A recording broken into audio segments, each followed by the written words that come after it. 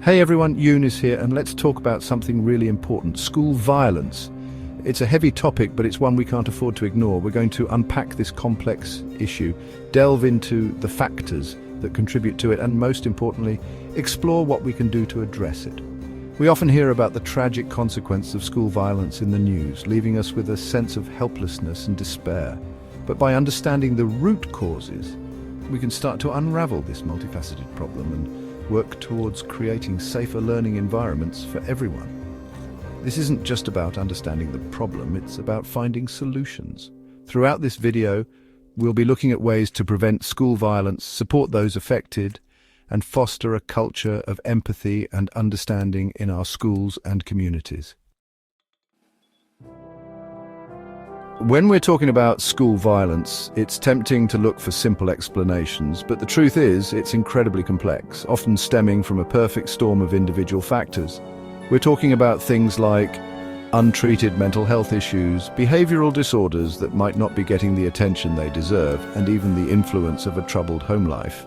Think about it. A student struggling with severe anxiety or depression might act out in ways they never would otherwise. Or a child facing abuse or neglect at home might bring that trauma with them to school, creating a ripple effect of pain. It's crucial to remember that hurt people often hurt people, and addressing these underlying issues is paramount. And it's not just about identifying these problems, it's about providing support. Access to mental health resources, counseling services, and family support systems can make all the difference in the world for a young person struggling with these challenges. Now let's zoom out a bit and consider the broader social context. We all know that teenagers, in particular, are incredibly sensitive to social pressures. The desire to fit in, the fear of being ostracized, and the relentless pursuit of social status can create an environment where violence becomes a tragic way to gain recognition or exert power. And we can't forget the influence of media.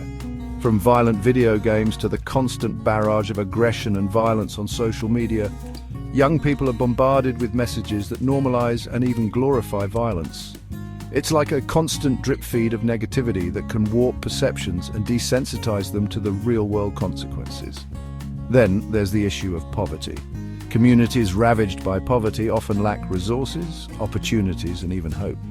This can create a breeding ground for frustration, anger, and despair, making violence seem like the only viable option for some. School should be a safe haven, a place where students feel supported and empowered to learn and grow. But sometimes, the school environment itself can inadvertently contribute to the problem. Think about it. A school with a pervasive culture of bullying, where harassment and intimidation are swept under the rug, can quickly become a breeding ground for violence. Then there's the issue of supervision, or lack thereof. When schools are understaffed, underfunded, and stretched thin, it creates opportunities for violence to fester in the shadows. Students might feel like they're invisible, like nobody's watching, and that nobody cares. And let's not forget about bias. Whether conscious or unconscious, bias from teachers and administrators can create a hostile environment for certain students. This can lead to feelings of alienation, resentment, and anger, pushing some towards desperate measures. The consequences of school violence are far-reaching and devastating. We often focus on the physical injuries, the broken bones, and the lost lives. And while those are undeniably tragic, we can't forget about the unseen scars. The psychological trauma inflicted on victims, witnesses, and even perpetrators can last a lifetime. Imagine being a child afraid to go to school, the place that's supposed to be your sanctuary. Imagine the crippling anxiety, the panic attacks, the nightmares that follow you home. School violence doesn't end when the bell rings. It seeps into every aspect of a person's life. And then there's the impact on academic achievement. How can students focus on learning when they're living in fear?